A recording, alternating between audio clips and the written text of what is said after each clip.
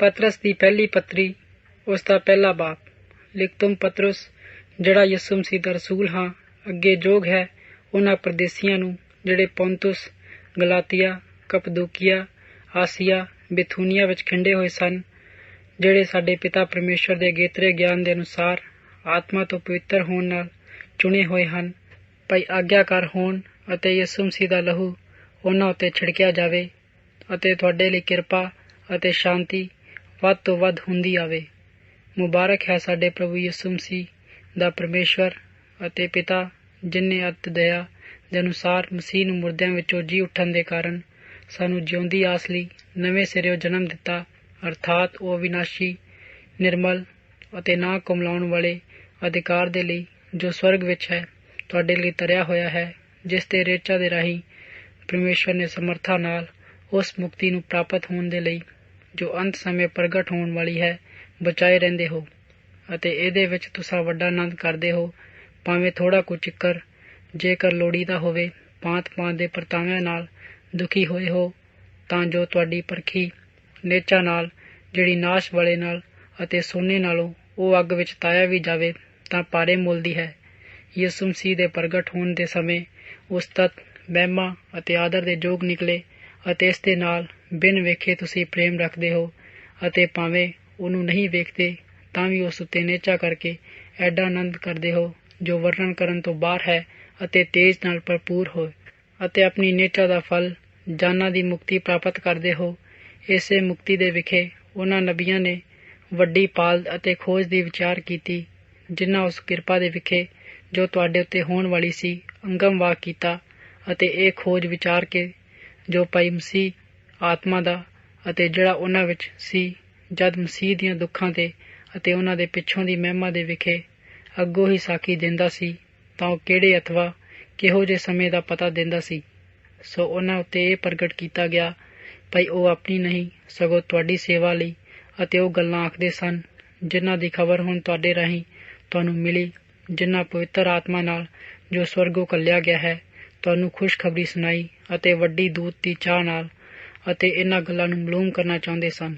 ਅਤੇ ਅਸੀਂ ਇਸ ਲਈ ਆਪਣੀ ਬੁੱਧ ਦਾ ਲੱਕ ਬਣ ਕੇ ਸੁਚੇਤ ਰਹੋ ਅਤੇ ਉਸ ਕਿਰਪਾ ਦੀ ਪੂਰੀ ਆਸ ਰੱਖੋ ਜਿਹੜੀ ਯਿਸੂ ਮਸੀਹ ਦੇ ਪ੍ਰਕਾਸ਼ ਹੋਣ ਦੇ ਸਮੇਂ ਤੁਹਾਡੇ ਉੱਤੇ ਹੋਣ ਵਾਲੀ ਹੈ, ਅਤੇ ਆਗਿਆਕਾਰ ਬੱਚਿਆਂ ਵਾਂਗੂ ਆਪਣੀ ਅਗਿਆਨਤਾ ਦੇ ਪਹਿਲੇ ਸਮੇਂ ਦੇ ਕਾਮਨਾ ਦੇ ਸਰੂਪ ਜਿਹੇ ਨਾ ਬਣੋ, ਸਗੋਂ ਜਿਵੇਂ ਤੁਹਾਡਾ ਸੱਦਣ ਵਾਲਾ ਪਵਿੱਤਰ ਹੈ ਅਤੇ ਤੁਸੀਂ ਤਿਵੇਂ ਵੀ ਆਪਣੀ ਸਾਰੀ ਚਾਲ ਚੱਲਣ ਵਿੱਚ ਪਵਿੱਤਰ ਬਣੋ, ਕਿਉਂ ਜੋ ਇਹ ਲਿਖਿਆ ਹੋਇਆ ਹੈ ਭਾਈ ਤੁਸੀਂ ਪਵਿੱਤਰ ਬਣੋ ਇਸ ਲਈ ਜੋ ਮੈਂ ਪਵਿੱਤਰ ਹਾਂ।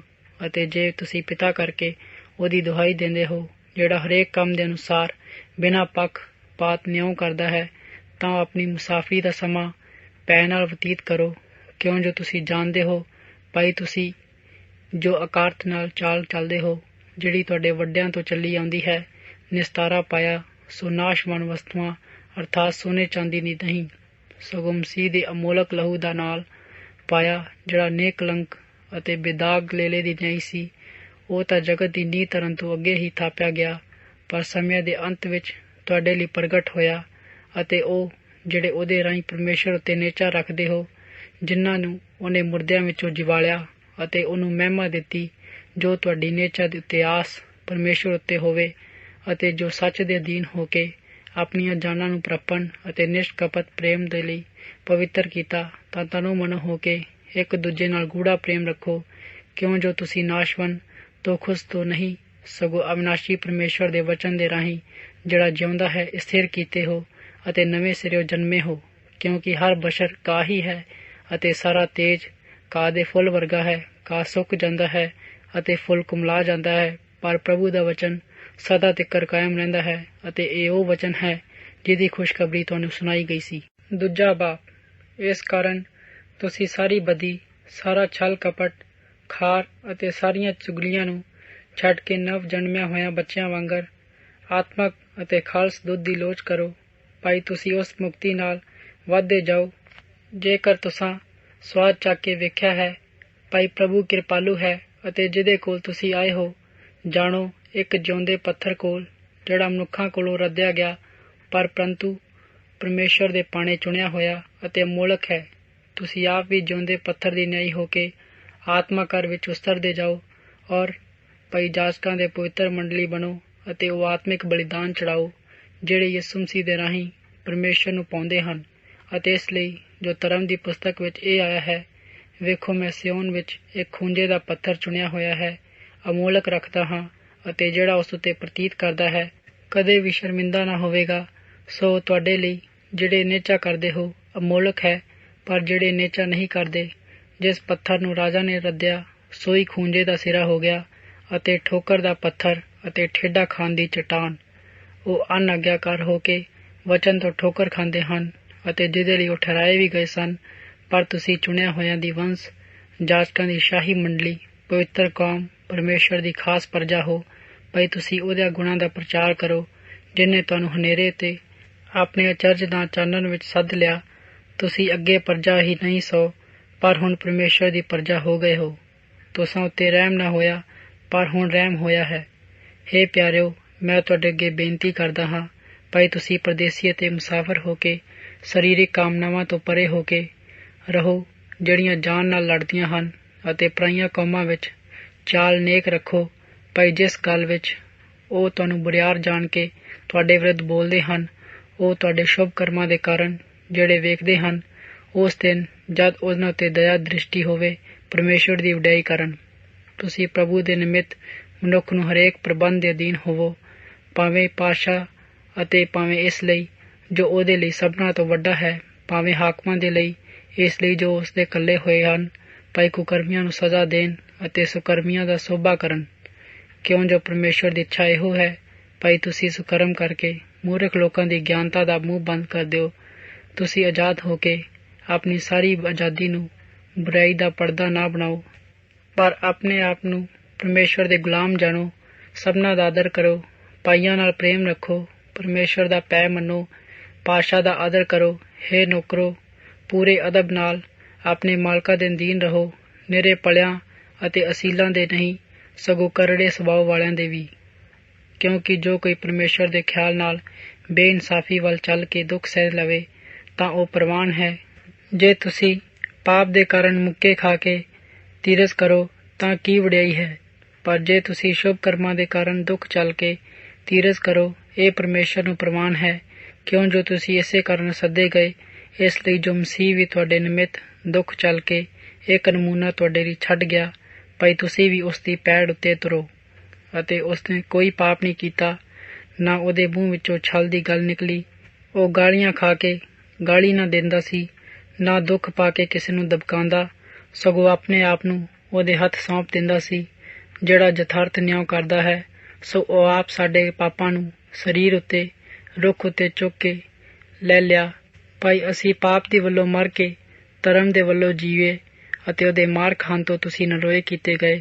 ਤੁਸਾਂ ਤਾਂ ਭੇਡਾਂ ਵਾਂਗੂ ਭਟਕਦੇ ਫਿਰਦੇ ਸੋ, ਪਰ ਹੁਣ ਆਪਣੀਆਂ ਜਾਨਾਂ ਦੇ ਯਾਲੀ ਅਤੇ ਨਿਗਹਿਬਾਨ ਦੇ ਕੋਲ ਮੁੜ ਆਏ ਹੋ। ਤੀਜਾ ਬਾਪ।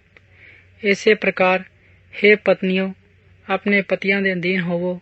ਭਾਈ ਜੇ ਕੋਈ ਵਚਨ ਵੀ ਨਾ ਮੰਨਦੇ ਹੋਣ, ਉਸ ਵਚਨ ਤੋਂ ਬਿਨਾਂ ਆਪਣੀਆਂ ਪਤਨੀਆਂ ਦੀ ਚਾਲ ਟਾਲ ਦੇ ਕਾਰਨ ਖਿੱਚੇ ਜਾਣ, ਜਿਸ ਵੇਲੇ ਉਹ ਤੁਹਾਡੀ ਪਵਿੱਤਰ ਚਾਲ ਟਾਲ ਨੂੰ ਜੋ ਬੇਅਦਬ ਹੈ ਅਦਬ ਨਾਲ ਵੇਖ ਲੈਣ, ਅਤੇ ਤੁਹਾਡਾ ਸਿੰਗਾਰ ਸਿਰ ਗੁੱਦਣ ਦੇ ਨਾਲ ਅਤੇ ਸੋਨੇ ਚਾਂਦੀ ਦੇ ਗਹਿਣੇ ਪਾਉਣ ਨਾਲ ਅਥਵਾ ਵਸਤਰ ਪਹਿਨ ਦੇ ਨਾਲ ਬਾਲਾ ਨਾ ਹੋਵੇ, ਪਰ ਉਹ ਮਨ ਦੀ ਗੁਪਤ ਇਨਸਾਨੀਅਤ ਹੋਵੇ, ਅਤੇ ਉਹ ਜਿਹੜੀ ਉਸ ਅਵਿਨਾਸੀ ਸਿੰਗਾਰ ਨਾਲ ਹੈ, ਅਰਥਾਤ ਕੋਮਲ ਅਤੇ ਗੰਭੀਰ ਆਤਮਾ ਨਾਲ, ਕਿਉਂ ਜੋ ਇਹ ਪਰਮੇਸ਼ਵਰ ਦੇ ਲੇਖੇ ਵੱਡੇ ਮੁੱਲ ਦਾ ਹੈ। ਕਿਉਂ ਜੋ ਇਸੇ ਤਰ੍ਹਾਂ ਅਗਲੇ ਸਮਿਆਂ ਵਿੱਚ ਪਵਿੱਤਰ ਇਸਤਰੀਆਂ ਜਿਹੜੀਆਂ ਪਰਮੇਸ਼ਵਰ ਉੱਤੇ ਆਸ ਰੱਖਦੀਆਂ ਸਨ, ਆਪਣੀਆਂ ਪੁਰਸ਼ਾਂ ਦੇ ਅਧੀਨ ਹੋ ਕੇ ਆਪਣੇ ਆਪ ਨੂੰ ਸ਼ਿੰਗਾਰਦੀਆਂ ਸਨ, ਜਿਵੇਂ ਸਾਰਾ ਅਬਰਾਹਮ ਦੇ ਸਵਾਮੀ ਜੀ ਕਹਿ ਕੇ ਅਤੇ ਅਧੀਨ ਰਹੀ। ਅਤੇ ਜਿਹੜੀਆਂ ਧੀਆਂ ਤੁਸੀਂ ਬਚੀਆਂ ਹੋਈਆਂ ਹੋ, ਅਤੇ ਜੇ ਸ਼ੁਭ ਕਰਮ ਕਰਦੀਆਂ ਅਤੇ ਕਿਸੇ ਪ੍ਰਕਾਰ ਦੇ ਡੈਲ ਨਾ ਡਰਦੀਆਂ ਹੋ, ਇਸੇ ਤਰ੍ਹਾਂ ਹੇ ਪਤੀਓ, ਬੁੱਧ ਦੇ ਅਨੁਸਾਰ ਆਪਣੀਆਂ ਪਤਨੀਆਂ ਨਾਲ ਵਸੋ, ਅਤੇ ਇਸਤਰੀਆਂ ਨੂੰ ਆਪਣੇ ਨਾਲੋਂ ਕੋਮਲ ਸਰੀਰ ਜਾਣ ਕੇ ਇਹ ਵੀ ਭਾਈ ਦੋਵੇਂ ਜੀਵਨ ਦੀ ਬਖਸ਼ਿਸ਼ ਦੇ ਸਾਂਝੇ ਅਧਿਕਾਰੀ ਹੋ ਕੇ ਉਹਦਾ ਆਦਰ ਕਰੋ, ਤਾਂ ਜੋ ਤੁਹਾਡੀਆਂ ਪ੍ਰਾਰਥਨਾਵਾਂ ਰੁਕ ਨਾ ਜਾਣ। ਗੱਲ ਕਾਦੀ, ਤੁਸੀਂ ਸਭ ਇੱਕ ਮਨ ਹੋਵੋ, ਆਪੋ ਵਿੱਚ ਦਰਦੀ ਬਣੋ, ਪਰਪਨ ਦਾ ਪ੍ਰੇਮ ਰੱਖੋ, ਤਰਸਮਾਨ ਅਤੇ ਮਨ ਦੀ ਹਲੀਮ ਹੋਵੋ।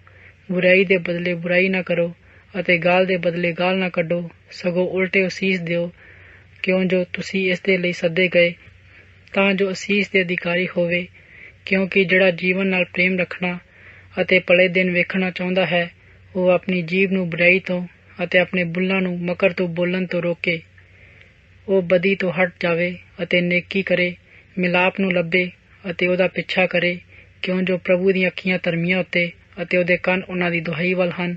ਪ੍ਰਭੂ ਦਾ ਮੂੰਹ ਕੁਕਰਮੀਆਂ ਦੇ ਵਿਰੁੱਧ ਹੈ। ਜੇ ਤੁਸੀਂ ਭਲਾਈ ਕਰਨ ਵਿੱਚ ਚੁਸਤ ਹੋਵੋ, ਤਾਂ ਉਹ ਕਿਹੜਾ ਹੈ ਜਿਹੜਾ ਤੁਹਾਡੇ ਨਾਲ ਬੁਰਾਈ ਕਰੇਗਾ। ਪਰ ਜੇ ਤੁਹਾਨੂੰ ਧਰਮ ਦੇ ਕਾਰਨ ਦੁੱਖ ਮਿਲੇ, ਤਾਂ ਤੁਸੀਂ ਧੰਨ ਹੋ। ਉਹਨਾਂ ਦੇ ਡਰਾਉਣ ਤੋਂ ਨਾ ਡਰੋ ਅਤੇ ਨਾ ਘਬਰਾਓ, ਸਗੋਂ ਮਸੀਹ ਨੂੰ ਪ੍ਰਭੂ ਕਰਕੇ ਆਪਣੇ ਹਿਰਦੇ ਵਿੱਚ ਪਵਿੱਤਰ ਮੰਨੋ। ਅਤੇ ਜਿਹੜੀ ਆਸ ਤੁਹਾਨੂੰ ਹੈ, ਤੁਸੀਂ ਹਰੇਕ ਨੂੰ ਜੋ ਤੁਹਾਡੇ ਕੋਲ ਹੈ ਉਹਦੇ ਕਾਰਨ ਪੁੱਛੋ ਅਤੇ ਉੱਤਰ ਦੇਣ ਨੂੰ ਸਦਾ ਤਿਆਰ ਰਹੋ, ਪਰ ਨਿਰਮਾਈ ਅਤੇ ਭੈ ਦੇ ਨਾਲ, ਅਤੇ ਅੰਤਕਰਨ ਸ਼ੁੱਧ ਕਰੋ। ਭਈ ਉਹ ਜਿਹੜੇ ਤੁਹਾਡੀ ਸ਼ੁਭ ਚਾਲ ਨੂੰ ਜੋ ਮਸੀਹ ਵਿੱਚ ਹੈ ਮੰਦਾ ਆਖਦੇ ਹਨ, ਸੋ ਇਹ ਜਿਸ ਗੱਲ ਤੇ ਉਹ ਤੁਹਾਡੇ ਵਿਰੁੱਧ ਬੋਲਦੇ ਹਨ, ਉਹ ਲੱਜਿਆਵਾਨ ਹੋਣ। ਕਿਉਂਕਿ ਪਰਮੇਸ਼ਵਰ ਦੀ ਇੱਛਾ ਇਉਂ ਹੈ ਕਿ ਸ਼ੁਭ ਕਰਮ ਕਰਕੇ ਦੁੱਖ ਚੱਲਣਾ ਇਸ ਨਾਲੋਂ ਚੰਗਾ ਹੈ ਜੋ ਤੁਸੀਂ ਖੋਟੇ ਕਰਮ ਕਰਕੇ ਦੁੱਖ ਚੱਲੋ। ਕਿਉਂ ਜੋ ਮਸੀਹ ਨੇ ਵੀ ਇੱਕ ਵਾਰ ਪਾਪਾਂ ਦੇ ਪਿੱਛੇ ਦੁੱਖ ਚੱਲਿਆ, ਅਰਥਾਤ ਧਰਮੀ ਦੇ ਅਤੇ ਕੁਧਰਮੀਆਂ ਲਈ, ਭਾਈ ਉਹ ਸਾਨੂੰ ਪਰਮੇਸ਼ਵਰ ਦੇ ਕੋਲ ਪਹੁੰਚਾਵੇ। ਉਹ ਤਾਂ ਸਰੀਰ ਕਰਕੇ ਮਰਿਆ ਗਿਆ, ਪਰ ਆਤਮਾ ਕਰਕੇ ਜਿਵਾਲਿਆ ਗਿਆ, ਅਤੇ ਜਿਹਦੇ ਵਿੱਚ ਹੋ ਕੇ ਉਸਨੇ ਉਹਨਾਂ ਆਤਮਾ ਦੇ ਕੋਲ ਜਿਹੜੇ ਕੈਦ ਵਿੱਚ ਸਨ ਜਦ ਮਿਨਾਦੀ ਕੀਤੀ, ਜਿਹੜੇ ਪਿਛਲੇ ਸਮੇਂ ਅਨਾਗਿਆਕਾਰੀ ਸਨ, ਜਿਸ ਵੇਲੇ ਪਰਮੇਸ਼ਵਰ ਦੇ ਨੂੰਹ ਦੇ ਨਬੀ ਧੀਰਜ ਦਿਨ ਨਾਲ ਉਡੀਕ ਕਰਦਾ ਸੀ। ਜਦ ਕਿਸ਼ਤੀ ਤਿਆਰ ਹੁੰਦੀ ਪਈ ਸੀ, ਤਦ ਥੋੜੇ ਚਿਰ ਪਿੱਛੋਂ ਅਰਥਾਤ 8 ਜਣੇ ਪਾਣੀ ਤੋਂ ਬਚ ਗਏ, ਅਤੇ ਇਹ ਬਪਤਿਸਮੇ ਦਾ ਨਮੂਨਾ ਹੈ। ਹੁਣ ਤੁਹਾਨੂੰ ਵੀ ਮਸੀਹ ਦੇ ਜੀ ਉੱਠਣ ਦੇ ਕਾਰਨ ਬਚਾਉਂਦਾ ਹੈ। ਇਹ ਸਰੀਰ ਦੀ ਮੈਲ ਲਾਉਣੀ ਨਹੀਂ, ਪਰ ਸ਼ੁੱਧ ਅੰਤਕਰਨ ਪਰਮੇਸ਼ਵਰ ਨੂੰ ਪਾਲਣਾ ਹੈ। ਉਹ ਸਵਰਗ ਵਿੱਚ ਜਾ ਕੇ ਪਰਮੇਸ਼ਵਰ ਦੇ ਸੱਜੇ ਹੱਥ ਹੈ, ਅਤੇ ਦੂਤਾਂ ਦੇ ਅਖਤਿਆਰ ਵਾਲੇ ਅਤੇ ਸ਼ਕਤੀ ਵਾਲੇ ਉਹਦੇ ਅਧੀਨ ਕੀਤੇ ਹੋਏ ਹਨ। ਚੌਥਾ ਬਾਬ। ਸੋ ਜਦੋਂ ਮਸੀਹ ਨੇ ਸਰੀਰ ਵਿੱਚ ਦੁੱਖ ਚੱਲਿਆ, ਤਾਂ ਵੀ ਤੁਸੀਂ ਉਸੇ ਮਨਸ਼ਾ ਦੇ ਹਥਿਆਰ ਨੂੰ ਬੰਨੋ। ਕਿਉਂਕਿ ਜਿਹਨੇ ਸਰੀਰ ਵਿੱਚ ਦੁੱਖ ਚੱਲਿਆ, ਉਹ ਪਾਪ ਤੋਂ ਰਹਿਤ ਹੋਇਆ। ਭਈ ਤੁਸਾਂ ਗਾਹਾਂ ਨੂੰ ਮਨੁੱਖ ਦੀਆਂ ਕਾਮਨਾ ਦੇ ਅਨੁਸਾਰ ਨਹੀਂ, ਸਗੋਂ ਪਰਮੇਸ਼ਵਰ ਦੀ ਇੱਛਾ ਦੇ ਅਨੁਸਾਰ ਸਰੀਰ ਵਿੱਚ ਆਪਣੀ ਬਾਕੀ ਉਮਰ ਕੱਟੋ। ਕਿਉਂ ਜੋ ਬੀਤਿਆ ਹੋਇਆ ਸਮਾਂ ਵਿੱਚ ਪਰਾਈਆਂ ਕੌਮਾਂ ਦੀ ਮਨਸ਼ਾ ਪੂਰੀ ਕਰਨ ਨੂੰ ਬਥੇਰਾ ਸੀ, ਜਦੋਂ ਤੁਸੀਂ ਲੁੱਚਾਪੁਣੀਆਂ ਕਾਮਨਾਵਾਂ, ਸ਼ਰਾਬ ਪੀਣ, ਨਾਚ ਰੰਗਾਂ, ਨਸ਼ੇਬਾਜ਼ੀਆਂ ਅਤੇ ਕਿਨੌਣੀਆਂ, ਮੂਰਤੀ ਪੂਜਾ ਵਿੱਚ ਚੱਲਦੇ ਸਾਂ। ਉਹ ਇਸ ਨੂੰ ਅਚਰਜ ਮੰਨਦੇ ਹਨ, ਭਈ ਉਸ ਉੱਤੇ ਅਤ ਬਦ ਚਲਣੀ ਵਿੱਚ ਉਹਦੇ ਨਾਲ ਨਹੀਂ ਖੇਡਦੇ ਸਨ, ਤਾਂ ਹੀ ਉਹ ਤੁਹਾਡੀ ਨਿੰਦਿਆ ਕਰਦੇ ਹਨ।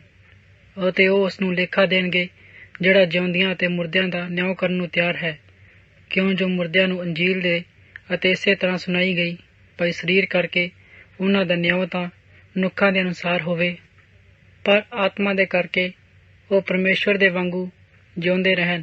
ਪਰ ਸਭਨਾਂ ਵਸਤਾਂ ਦਾ ਅੰਤ ਨੇੜੇ ਹੈ। ਇਸ ਕਾਰਨ ਤੁਸੀਂ ਸੂਰਤ ਵਾਲੇ ਹੋਵੋ ਅਤੇ ਪ੍ਰਾਰਥਨਾ ਲਈ ਸੁਚੇਤ ਰਹੋ। ਸਭ ਤੋਂ ਪਹਿਲਾਂ ਇਹ ਹੈ ਭਈ ਤੁਸੀਂ ਇੱਕ ਦੂਜੇ ਨਾਲ ਗੂੜਾ ਪ੍ਰੇਮ ਰੱਖੋ। ਕਿਉਂ ਜੋ ਪ੍ਰੇਮ ਵਾਲਿਆਂ ਨੂੰ ਪਾਪਾਂ ਨੂੰ ਢੱਕ ਲੈਂਦਾ ਹੈ। ਮੱਤੇ ਵੱਟਾਂ ਨਾਲ ਪਏ ਬਿਨਾਂ ਅਤੇ ਇੱਕ ਦੂਜੇ ਦੀ ਪ੍ਰਾਹੁਣਚਾਰੀ ਕਰੋ। ਹਰੇਕ ਨੂੰ ਜਿਹੜੀ ਜਿਹੀ ਦਾਤ ਮਿਲੀ ਹੈ, ਉਹ ਉਸ ਦੇ ਨਾਲ ਇੱਕ ਦੂਜੇ ਦੀ ਟਹਿਲ ਕਰੋ, ਜਿਵੇਂ ਪਰਮੇਸ਼ਵਰ ਦੀ ਬਹੁ ਰੰਗੀ ਕਿਰਪਾ ਦੇ ਨੇਕ ਮੁਖਤਿਆਰਾਂ ਨੇ ਉਚਿਤ ਹੈ। ਅਤੇ ਜੇ ਕੋਈ ਗੱਲ ਕਰੇ ਤਾਂ ਉਹ ਪਰਮੇਸ਼ਵਰ ਦੀ ਬਾਣੀਆਂ ਦੇ ਅਨੁਸਾਰ ਕਰੇ। ਜੇ ਕੋਈ ਟਹਿਲ ਕਰੇ ਤਾਂ ਉਹਦੀ ਸਮਰਥਾ ਦੇ ਅਨੁਸਾਰ ਕਰੇ। ਜੋ ਪਰਮੇਸ਼ਵਰ ਦਿੰਦਾ ਹੈ, ਸਭਨਾਂ ਗੱਲਾਂ ਵਿੱਚ ਯਿਸੂ ਮਸੀਹ ਦੇ ਰਾਹੀਂ ਪਰਮੇਸ਼ਵਰ ਦੀ ਕਿਰਪਾ ਅਤੇ ਮਹਿਮਾ ਕੀਤੀ ਜਾਵੇ, ਜਿਹਦੀ ਮਹਿਮਾ ਅਤੇ ਪਰਾਕਰਮ ਜੁਗੋ ਜੁਗ ਹੈ। ਆਮੀਨ। ਹੇ ਪਿਆਰਿਓ, ਜਿਹੜੀ ਬਿਪਤਾ ਵਿੱਚ ਲੰਬੂ ਤੁਹਾਨੂੰ ਪਰਖਣ ਲਈ ਤੁਹਾਡੇ ਉੱਤੇ ਆ ਪਿਆ ਹੋਵੇ, ਅਤੇ ਉਹਦੇ ਅਚਰਜ ਨਾ ਮੰਨੋ, ਪਰ ਜੀਖਰ ਤੁਹਾਡੇ ਨਾਲ ਅਨੋਖੀ ਗੱਲ ਪਈ ਬੀਤੀ ਹੈ। ਸਗੋਂ ਜਿੰਨੇ ਕੁ ਮਸੀਹ ਦੇ ਦੁੱਖਾਂ ਦੇ ਨਹੀਂ ਸਾਂਝੀ ਹੋਏ ਹਨ, ਉਹਨਾਂ ਨੂੰ ਆਨੰਦ ਕਰੋ, ਅਤੇ ਉਹਦੇ ਤੇਜ ਦੇ ਪ੍ਰਕਾਸ਼ ਦੇ ਹੋਣ ਦੇ ਵੇਲੇ ਤੁਸੀਂ ਡਾਢੇ ਆਨੰਦ ਨਾਲ ਨਿਹਾਲ ਹੋਵੋ। ਜੇ ਮਸੀਹ ਦਾ ਨਾਮ ਦੇ ਕਾਰਨ ਤੁਹਾਨੂੰ ਬੋਲੀਆਂ ਵੱਜਣ ਤਾਂ ਧੰਨ ਹੋ, ਜੇ ਇਸ ਲਈ ਜੋ ਤੁਸੀਂ ਉਸਦੇ ਤੇਜ ਦੇ ਕਾਰਨ ਅਤੇ ਪਰਮੇਸ਼ਵਰ ਦੇ ਪਵਿੱਤਰ ਆਤਮਾ ਤੁਹਾਡੇ ਉੱਤੇ ਠਹਿਰਦਾ ਹੈ। ਪਰ ਇਉਂ ਨਾ ਹੋਵੇ ਜੋ ਤੁਹਾਡੇ ਵਿੱਚੋਂ ਕੋਈ ਖੂਨੀ ਜਾਂ ਚੋਰ ਜਾਂ ਬੁਰਿਆਰ ਜਾਂ ਹੋਰਨਾਂ ਕੰਮਾਂ ਵਿੱਚ ਲੱਤ ਉਡਾਉਣ ਵਾਲਾ ਹੋਵੇ ਅਤੇ ਦੁੱਖ ਪਾਵੇ। ਪਰ ਜੇ ਕੋਈ ਮਸੀਹ ਹੋਣਾ ਅਤੇ ਦੁੱਖ ਪਾਵੇ, ਪਰ ਲੱਜਾਵਾਨ ਨਾ ਹੋਵੇ, ਸਗੋਂ ਇਸ ਨਾਮ ਦੇ ਕਾਰਨ ਪਰਮੇਸ਼ਵਰ ਦੀ ਵਡਿਆਈ ਕਰੇ। ਕਿਉਂ ਜੋ ਉਹ ਸਮਾਂ ਆ ਪਹੁੰਚਾ ਹੈ ਭਈ ਪਰਮੇਸ਼ਰ ਦੇ ਘਰੋਂ ਨਿਉ ਸ਼ੁਰੂ ਹੋਵੇ, ਅਤੇ ਜੇ ਉਹ ਪਹਿਲਾਂ ਸਾਥੋਂ ਸ਼ੁਰੂ ਹੋਵੇ ਤਾਂ ਉਹਨਾਂ ਦਾ ਅੰਤ ਕੀ ਹੋਵੇਗਾ। ਜਿਹੜੇ ਪਰਮੇਸ਼ਰ ਦੀ ਖੁਸ਼ਖਬਰੀ ਨੂੰ ਨਹੀਂ ਮੰਨਦੇ, ਜੇ ਧਰਮੀ ਮਰ ਮਰ ਕੇ ਬਸਦਾ ਹੈ ਤਾਂ ਭਗਤੀਹੀਨ ਅਤੇ ਪਾਪੀ ਦਾ ਕੀ ਟਿਕਾਣਾ ਹੈ। ਉਪਰੰਤ ਜਿਹੜੇ ਪਰਮੇਸ਼ਰ ਦੀ ਇੱਛਾ ਦੇ ਅਨੁਸਾਰ ਦੁੱਖ ਭੋਗਦੇ ਹਨ, ਉਹ ਸ਼ੁਭ ਕਰਮਾਂ ਕਰਦੇ ਹੋਏ ਆਪਣੀਆਂ ਜਾਨਾਂ ਨੂੰ ਉਸ ਵਫਾਦਾਰ ਕਰਤਾਰ ਨੂੰ ਸੌਂਪ ਦੇਣ। ਪੰਜਵਾਂ ਬਾਪ। ਜਿਹੜੇ ਬਜ਼ੁਰਗ ਤੁਹਾਡੇ ਵਿੱਚ ਹਨ, ਮੈਂ ਜੋ ਉਹਨਾਂ ਦੇ ਨਾਲ ਬਜ਼ੁਰਗ ਅਤੇ ਮਸੀਹ ਦੇ ਦੁੱਖਾਂ ਦਾ ਗਵਾਹ, ਨਾਲੇ ਉਸ ਤੇਜ ਵਿੱਚ ਜੋ ਪ੍ਰਕਾਸ਼ ਹੋਣ ਵਾਲਾ ਹੈ, ਸਾਂਝੀ ਹਾਂ, ਉਹਨਾਂ ਦੇ ਅੱਗੇ ਇਹ ਬੇਨਤੀ ਕਰਦਾ ਹਾਂ ਭਾਈ ਤੁਸੀਂ ਪਰਮੇਸ਼ਰ ਦੇ ਉਸ ਇੱਜ਼ਤ ਦੀ ਜੋ ਤੁਹਾਡੇ ਵਿੱਚ ਗਵਾਹੀ ਹੈ ਅਤੇ ਚਰਵਾਹੀ ਕਰੋ, ਅਤੇ ਲਾਚਾਰੀ ਨਾਲ ਨਹੀਂ ਸਗੋਂ ਖੁਸ਼ੀ ਨਾਲ ਪਰਮੇਸ਼ਰ ਦੀ ਇੱਛਾ ਦੇ ਅਨੁਸਾਰ, ਨਾ ਝੂਠ ਕਾਫੇ ਅਤੇ ਨਾ ਕਾਰਨ, ਸਗੋਂ ਮਨ ਦੀ ਚਾਹ ਨਾਲ, ਅਤੇ ਉਸ ਦੇ ਉੱਤੇ ਜਿਹੜੇ ਤੁਹਾਡੇ ਸਪੁਰਦ ਹਨ ਹੁਕਮ ਨਾ ਚਲਾਓ, ਸਗੋਂ ਇੱਜ਼ਤ ਦੇ ਲਈ ਨਮੂਨਾ ਬਣੋ, ਤਾਂ ਜੋ ਜਿਸ ਵੇਲੇ ਸਰਦਾਰ ਅਯਾਲੀ ਪ੍ਰਗਟ ਹੋਵੇ ਤਾਂ ਤੁਹਾਨੂੰ ਤੇਜ ਦਾ ਉਸ ਮੁਕਟ ਮਿਲੇ, ਤਾਂ ਉਹ ਜਿਹੜਾ ਕੁਮਲਾਉਂਦਾ ਨਹੀਂ। ਇਸੇ ਤਰ੍ਹਾਂ ਹੈ ਜਵਾਨੋ, ਬਜ਼ੁਰਗਾਂ ਦੇ ਅਧੀਨ ਹੋਵੋ, ਸਗੋਂ ਤੁਸੀਂ ਸਭੇ ਇੱਕ ਦੂਜੇ ਦੀ ਟਹਿਲ ਕਰਨ ਲਈ ਮਨ ਦੀ ਹਲੀਮੀ ਨਾਲ ਲੱਕ ਬੰਨੋ, ਇਸ ਕਰਕੇ ਜੋ ਪਰਮੇਸ਼ਰ ਹੰਕਾਰੀਆਂ ਦਾ ਸਾਹਮਣਾ ਕਰਦਾ ਹੈ ਪਰ ਹਲੀਮਾਂ ਨੂੰ ਕਿਰਪਾ ਬਖਸ਼ਦਾ ਹੈ। ਸੋ ਆਪਣੇ ਆਪ ਨੂੰ ਪਰਮੇਸ਼ਰ ਦੇ ਬੁਲੰਦ ਹੱਥਾਂ ਦੇ ਹੇਠ ਨੀਵਿਆਂ ਕਰੋ, ਭਾਈ ਉਹ ਤੁਹਾਨੂੰ ਵੇਲੇ ਸਿਰ ਉੱਚਾ ਕਰੇ, ਅਤੇ ਤੁਹਾਡੀ ਆਪਣੀ ਸਾਰੀ ਚਿੰਤਾ ਨੂੰ ਉਸ ਉੱਤੇ ਸੁੱਟ ਦਿਓ, ਕਿਉਂ ਜੋ ਤੁਹਾਡਾ ਫਿਕਰ ਕਰਦਾ ਹੈ। ਸੁਚੇਤ ਹੋਵੋ ਅਤੇ ਜਾਗਦੇ ਰਹੋ। ਤੁਹਾਡਾ ਵਿਰੋਧੀ ਸ਼ੈਤਾਨ ਹੈ, ਜੋ ਬੁੱਗ ਦੇ ਸ਼ੀਹ ਵਾਂਗੂ ਪਾਲਦਾ ਫਿਰਦਾ ਹੈ, ਭਾਈ ਕਿਹਨੂੰ ਪਾੜ ਖਾਵੇ। ਤੁਸੀਂ ਆਪਣੀ ਨੇਚਾ ਵਿੱਚ ਤਗੜੇ ਹੋ ਕੇ ਉਹਦਾ ਸਾਹਮਣਾ ਕਰੋ, ਅਤੇ ਇਹ ਜਾਣ ਲਵੋ। ਤੁਸੀਂ ਆਪਣੀ ਨੇਚਾ ਵਿੱਚ ਤਗੜੇ ਹੋਵੋ ਅਤੇ ਉਹਦਾ ਸਾਹਮਣਾ ਕਰੋ, ਅਤੇ ਇਹ ਜਾਣ ਲਵੋ ਜੋ ਤੁਹਾਡੇ ਗੁਰਬਾਈ ਵਿੱਚ ਜਿਹੜੇ ਜਗਤ ਵਿੱਚ ਹਨ, ਅਤੇ ਉਹਨਾਂ ਵੀ ਅਜਿਹੋ ਜਿਹੇ ਦੁੱਖ ਸਹਿਣੇ ਪੈਂਦੇ ਹਨ, ਅਤੇ ਪਰ ਪਰਮ ਕਿਰਪਾਲੂ ਪਰਮੇਸ਼ਰ ਜਿਹਨੇ ਤੁਹਾਨੂੰ ਆਪਣੇ ਸੰਦੀਪਕ ਤੇਜ ਦੇ ਲਈ ਮਸੀਹ ਵਿੱਚ ਸੱਦਿਆ, ਜਦ ਤੁਸੀਂ ਥੋੜ੍ਹਾ ਚਿਰ ਦੁੱਖ ਭੋਗ ਲਿਆ ਤਾਂ ਆਪੇ ਤੁਹਾਨੂੰ ਕਾਮਲ, ਕਾਇਮ ਅਤੇ ਤਗੜਾ ਕਰੇਗਾ। ਪਰਾਕਰਮ ਜੁਗੋ ਜੁਗ ਉਸੇ ਦੀ ਹੋਵੇ, ਆਮੀਨ। ਮੈਂ ਤੁਹਾਨੂੰ ਸਿਲਵਾਨੂਸ ਦੇ ਹੱਥੀਂ, ਜੋ ਮੇਰੀ ਸਮਝ ਵਿੱਚ ਸਾਡਾ ਮਾਤਬਰ ਭਾਈ ਹੈ, ਥੋੜ੍ਹੇ ਵਿੱਚ ਲਿਖ ਕੇ ਉਪਦੇਸ਼ ਅਤੇ ਸਾਖੀ ਦਿੱਤੀ, ਭਈ ਪਰਮੇਸ਼ਰ ਦੀ ਸੱਚੀ ਕਿਰਪਾ ਇਹੋ ਹੈ, ਅਤੇ ਉਹਦੇ ਉੱਤੇ ਤੁਸੀਂ ਖਲੋਤੇ ਰਹੋ। ਬਾਬੁਲ ਵਿੱਚ ਜਿਹੜੀ ਤੁਹਾਡੇ ਨਾਲ ਚੁਣੀ ਹੋਈ ਸੀ, ਅਤੇ ਉਹ ਮੇਰਾ ਪੁੱਤਰ ਮਰਕੁਸ ਤੁਹਾਡੀ ਸੁੱਖ ਸਾਂਦ ਪੁੱਛਦੇ ਹਨ, ਅਤੇ ਤੁਸੀਂ ਪ੍ਰੇਮ ਨਾਲ ਇੱਕ ਦੂਜੇ ਨੂੰ ਚੁੰਮ ਕੇ ਸੁੱਖ ਸਾਂਦ ਪੁੱਛੋ। ਤੁਹਾਨੂੰ ਸਭਨਾਂ ਨੂੰ ਜਿਹੜੇ ਮਸੀਹ ਵਿੱਚ ਹੋ ਸ਼ਾਂਤੀ ਹੁੰਦੀ ਰਹੇ।